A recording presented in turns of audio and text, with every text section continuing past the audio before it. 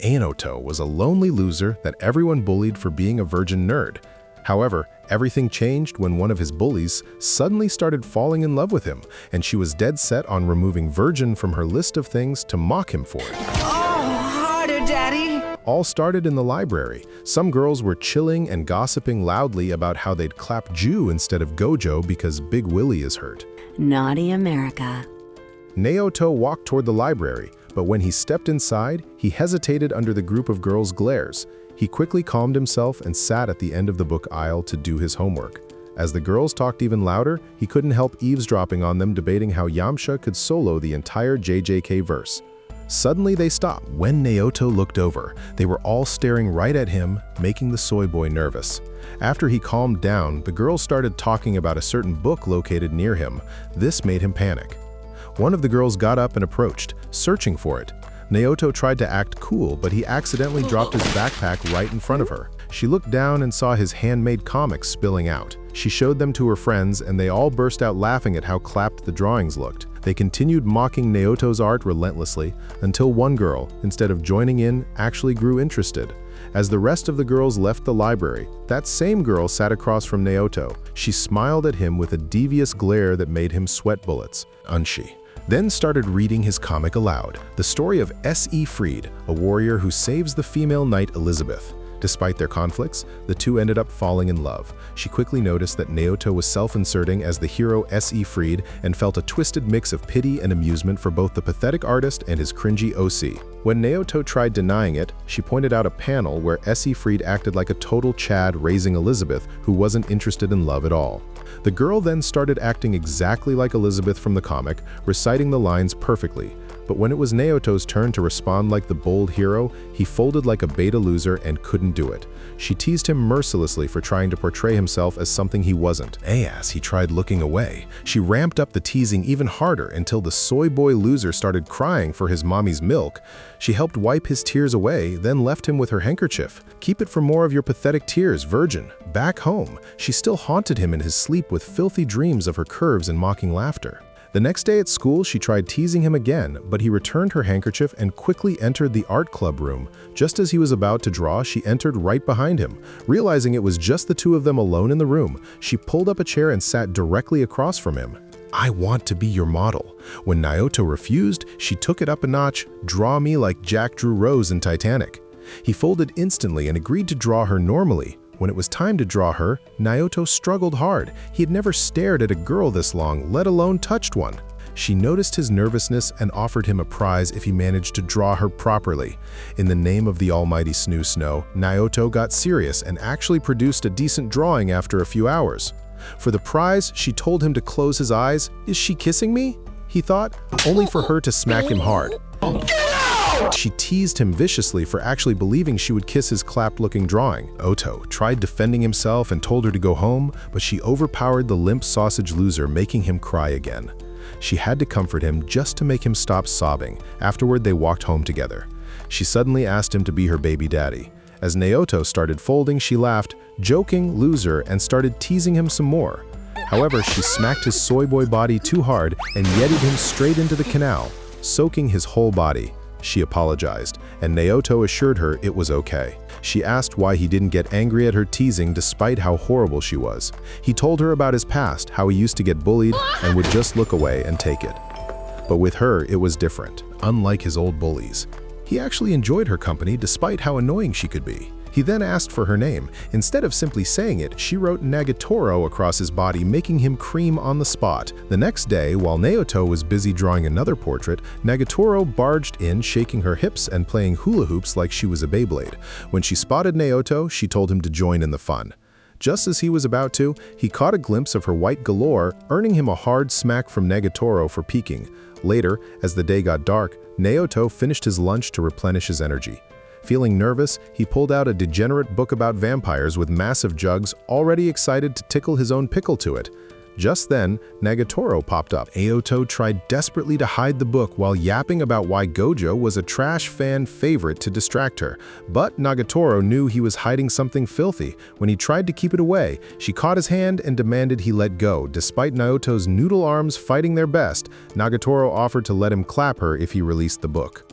As he got distracted by the offer, she snatched it away using Ultra Instinct to dodge his pathetic grabs. Nagatoro opened the book and saw the almighty fan service. When Naoto tried defending it as a literary masterpiece, she showed him a page with even more degeneracy. However, Naoto tells her that despite the spicy scenes, what he enjoys is the story.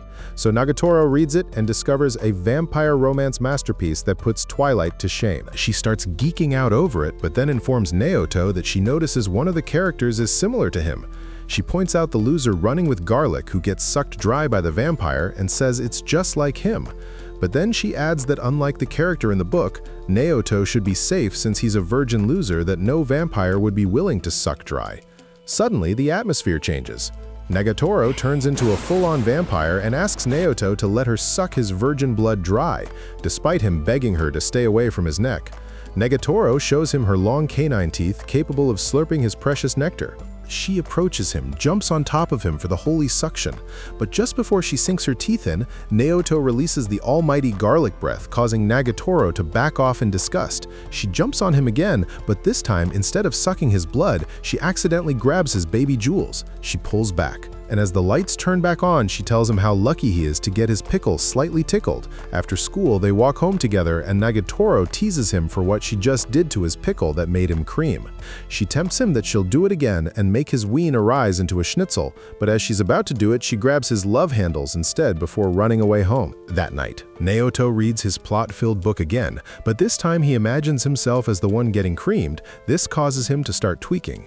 The next day, just as Naoto is about to draw, Nagatoro barges in and suggests they play a game where they have to figure out each other's pepperonis by poking them. Naoto refuses at first. She promises him a present in the form of a ticket where he can tell her to do whatever he wants if he wins, starting from telling her to stop bothering him or even dressing up slutty all the time. Because of this, Naoto accepts her game. When the game starts, Nagatoro goes first. While Naoto fully expects her to hit the bullseye, she misses slightly. However, she starts playing tornado on his buttons, causing him to cream and yield to her, saying that she got it perfectly. Then, when it's Naoto's turn, just as he's about to press her buttons to release her happy noises, Nagatoro folds and excuses herself, saying she needs to meet her friends. Afterward, Naoto spends his time at a diner hoping he'll get some quiet time alone to draw his comic, but Nagatoro and her friend Sakura show up carrying along two CLA-looking NPCs to hang out after school. Just as they sit down, Naoto watches them closely, hoping to see Nagatoro treat the boys the same way she treated him. Sakura leaves with one of the boys, leaving Nagatoro with another guy who shows her his homemade rap song, while the dude is excited to see her glazing him in his song. She tells him it sounds like trash and almost made her ears bleed. The guy leaves in tears, surprising Naoto to see Nagatoro so different, but then the other guy sits next to her and starts boasting about how he's able to clap different girls every day, and offers Nagatoro to be the next.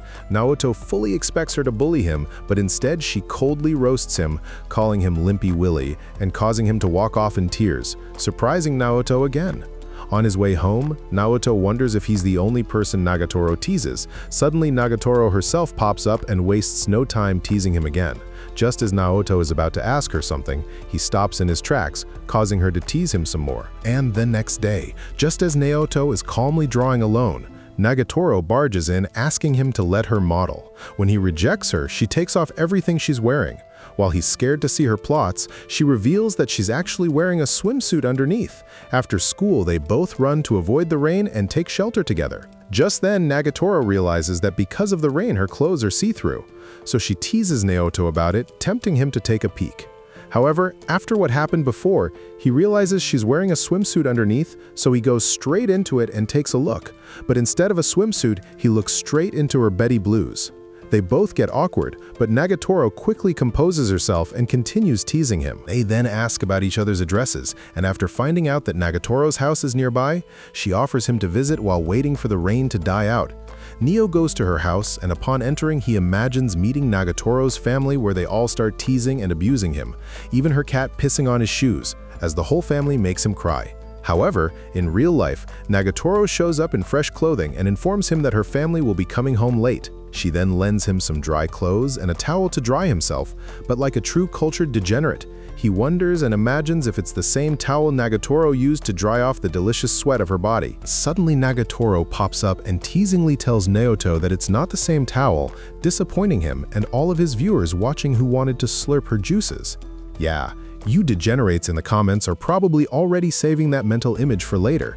They chill in her room, and Nagatoro tempts him to do what all men do in a girl's room involving fingers and hip movements. As he starts thinking of what it is, she gets aggressive and gets closer to him, causing him to panic. However, it turns out she's suggesting video games. When they start playing, Nagatoro feels confident that she will win, but Naoto beats her easily, proving that he's not a simp who pretends to lose to a girl. And it angers Nagatoro and pleases Naoto that he gets to tease her in return after everything she did to him. But in the second round, she blows his ear, causing him to lose concentration, and Nagatoro takes her chance and wins the round. She then continues to cheat and ruin his concentration, making her win over and over again, but they still end up having fun with each other afterward. Before going home, Naoto thanks her for the great time and she tells him to come over again. Days later, Naoto goes to the dining hall. While he wants to eat alone at first, he quickly realizes that the place is full. Nagatoro calls him up to sit with her and her friends Maki and Yoshi. While at first he hesitates, he ends up sitting with them, planning to eat fast and run away. They start teasing him, calling him Nagatoro's boy toy. While Nagatoro happily touches him, whenever Yoshi touches Naoto, she gets angry. As they continue to tease him, Yoshi wants to touch him like Nagatoro does, but Nagatoro stops her every time. Seeing how protective she is, Maki calls Naoto a bug that is willing to bend over for the girls. But Nagatoro quickly defends him against her own friend, telling Maki to shut her gizzy-gobbling mouth. It surprises him to see Nagatoro defending him. So Naoto rises up, and just as he's about to deliver an MLK-level speech, he stops midway and just declares that he's not Nagatoro's boyfriend, which both Maki and Yoshi find hilarious as they expected him to counter their insults. Following this, Nagatoro calls him out for not fighting back. She tells him that all he needs to do is give her a little smack and reverse the insults toward him into a slapstick joke to defend himself. With Nagatoro's help, he manages to do it easily, but on the second try without her help, she starts insulting him about his yee-ass haircut. Instead of defending himself, he tells her that she's going too far. She realizes she messed up when she sees him tearing up, but Nagatoro quickly lightens the mood by teasing him again and encouraging him to smack her and defend himself. However, in his attempt to do so, he accidentally smacks her plumps, causing her to cream a little. As they both stay in awkward silence,